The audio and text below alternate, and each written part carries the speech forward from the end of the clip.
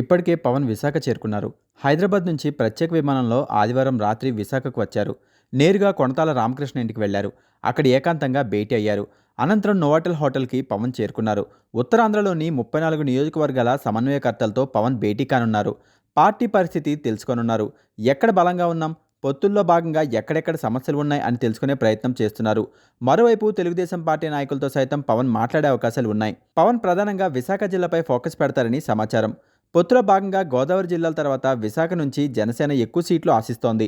మరోవైపు విజయనగరం, శ్రీకాకుళం జిల్లాల్లో సైతం జనసేన 1-2 సీట్లు కోరే అవకాశాలు కనిపిస్తున్నాయి.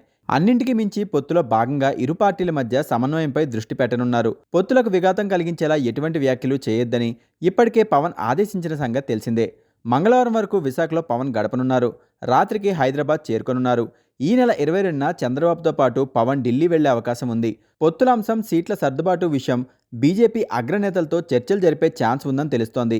ఇంకా అధికారికంగా ఎటువంటి ప్రకటన చేయలేదు.